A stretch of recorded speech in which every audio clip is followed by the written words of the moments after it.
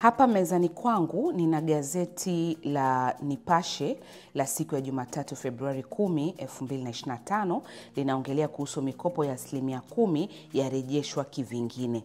Kwa hiyo mtu akisoma tu mikopo ya 10% yarejeshwa kivingine anaweza asielewe, lakini kwenye gazeti la The Citizen imeongea kwamba CRDB to manage municipal loans for women and youth. Ukisoma haya magazeti mawili unakuja kugundua kwamba ili gazeti la Nipashe lilikuwa likimaanisha ile mikopo ya serikali ambayo inatolewa kwa wananchi ambao ni wanawake, vijana na walemavu.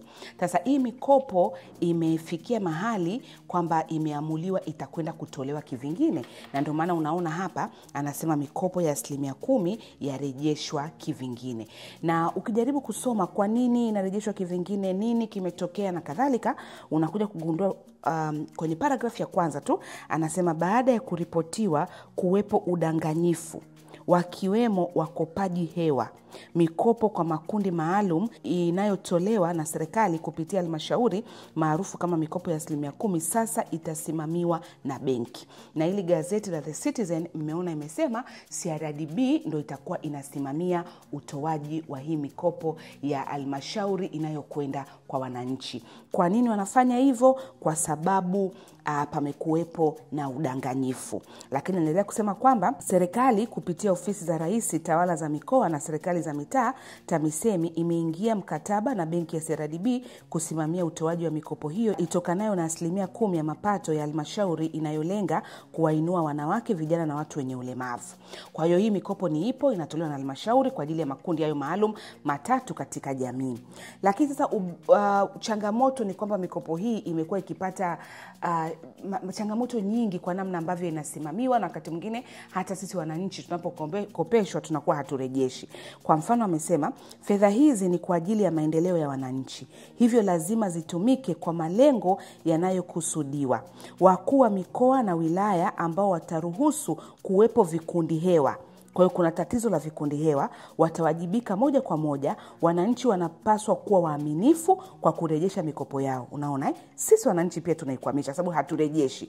Ili mpango huu uwe endelevu, ile sustainability ambayo mara nyingi sana hata Mheshimiwa Rais anaiongelea, lazima tuwe sustainable, tuendeshe vitu kwa sustainability, kuanzia pengine kwenye mikopo kama hii ambayo ni mikopo ya vikundi maalum, lakini hata mikopo ya elimu ya juu lazima turudishe ili mifuko iweze kuwa endelevu. Alionya Mchengerwa. Aliongeza kuwa zaidi ya shilingi bilioni 234 zinatarajiwa kutolewa kwa wananchi kupitia njia mbalimbali, lakini katika hizi ile mikopo ya 10%. Kwa mimi nimefanya analysis binafsi kuangalia kwamba nini kinasababisha mikopo hii inakuwa na changamoto. Cha kwanza ni udanganyifu. Tunakopa haturudishi. Yaani udanganyifu upo kwa aina nyingi. Hata taarifa, tunatoa taarifa ambazo sio sahihi wakati tunaomba mikopo. Lakini kumekuwepo na wakopaji hewa. Tunasema vikundi hewa. Mnakumbuka masuala ya JPM, watumishi hewa? Na unakumbe pia kuna vikundi hewa. Watu wanasubiri mikopo inatoka kwa vikundi. Mtu anatunga kikundi ambacho hakipo, anaenda kukopa kwa ajili ya hicho kikundi. Lakini wananchi kujiandikisha kwenye vikundi zaidi ya kimoja. Jamani, sisi wa Tanzania. Kwa hiyo mtu anajiandikisha kikundi A, kikundi B, mtu mmoja huyo anakuwepo kwenye vikundi zaidi ya kimoja. Lakini pia mikopo kutokurejeshwa kikamilifu, big challenge. Kutoa taarifa za uongo za wanakikundi, lakini pia kutumia mikopo kwa kazi ama shughuli nyingine tofauti na ile walioombea. Tumekuja kuona hii ni sababu inayowapatia watu wengi changamoto ya mikopo, sio tu kwenye mikopo ya 10% ile ya halmashauri, hata mikopo mingine ya kimaendeleo ya kijamii na kadhalika. Mtu anadanganya kwamba naombeni mkopo nikafanye biashara, mtu anaomba mkopo anaenda likizo, anaenda vacation Dubai. Tayari umetumia mkopo kwa njia ambayo sio, kwa maana kwamba sio lengo ambalo ulikuwa umekusudia kuliombea, na mwisho wa siku marejesho lazima yawe changamoto.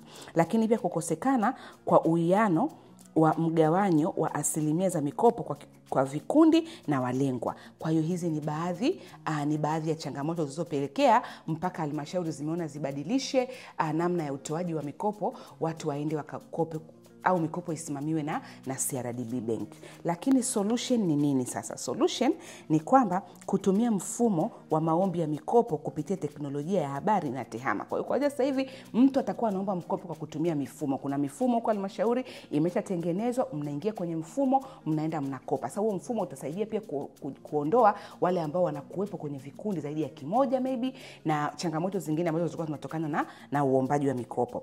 Kwa kutumia simu yako ambayo ni simu janja ama kompyuta mpakato kwa maana ya laptop, wananchi ama wanachama anaweza kuingia kwenye mfumo huo na kuomba mkopo. Lakini ushirikiano na wadau kwenye sekta ya fedha kama sasa hivi wanavyoenda kushirikiana na CRDB. Lakini solution nyingine ni elimu ya fedha na mifumo. Watu waendelee kupata elimu ya fedha kwamba kwa nini mtu akikopa kwa sababu fulani aende akafanya hivyo hivyo. Kwa nini usikope tu hata kama mikopo ipo na kadhalika. Kwa hiyo elimu ya fedha ni muhimu. Na mimi nawaomba sana halmashauri ambao ndo watoaji wa hii mikopo washirikiane na sisi watoa elimu ya masuala ya fedha ili tuone tukawaelimishe wananchi katika vikundi vyao, kwa mfano vikundi vya Kinondoni, vikundi vya Ilala, vikundi vya Temeke, vikundi vya Bagamoyo, vikundi vya Pwani. Wanaweza wakatuita tukaenda tukatoa elimu kwa wanachama, kwa sababu serikali itafurahi sana kuona kwamba mwananchi anatoka sehemu moja kwenda sehemu nyingine katika vita au mapambano dhidi ya umaskini kwa kusimamia zile fedha vizuri. Miradi yake anayokwenda kuanzisha iwe endelevu, mradi uendelee kukuza familia, uendelee kunufaisha familia, kiasi kwamba wale waliokopa wasije kukopa tena kwa sababu biashara zimeweza kujisimamia. Tena wananchi wengine ndio waje wakope waendelee. Hiyo itakuwa ni a very good approach na pia serikali itafurahi sana. Kwa hiyo sasa kufikia hilo lengo, hii sio kazi ya mtu mmoja. Hii ni kazi ya sisi wote tushirikiane. Kwa hiyo hata sisi watu wa elimu tuna nafasi yetu katika hili jambo la kwenda kuwaelimisha na usimamizi, utunzaji wa kumbukumbu, namna ya kuweka gharama au pricing ya bidhaa. Mtu anashindwa kuweka pricing vizuri kiasi kwamba anatengeneza hasara, hajacounta kwa ajili ya pengine hajaccount kwa ajili ya gharama zake, labda ni umeme, ni usambazaji na kadhalika. Kwa hiyo kuna vitu vingi ambavyo walimu wa fedha wanaweza wakawafundisha wale wanaokwenda kuchukua mikopo, ikawasaidia kwanza kurejesha mikopo kikamilifu, lakini hata wao maisha yao yakaenda kubadilika kutokana na elimu ya namna ambavyo watakwenda kusimamia fedha zao. Jamani, wanasema if you think education is expensive, try ignorance. Kwa hiyo ignorance is very very expensive, lakini kupitia elimu mambo mengi yanaweza kubadilishwa na matokeo chanya yakaweza kupatikana. Kwa hiyo halmashauri jamani ya Chief Finance tupo, mnaweza mkatutafuta 0753820744 tukajua namna gani hii mikopo ya 10% inaenda kuwa ya manufaa zaidi katika jamii. Asanteni, nitaona tena kwenye story nyingine inayotoka kwenye magazeti.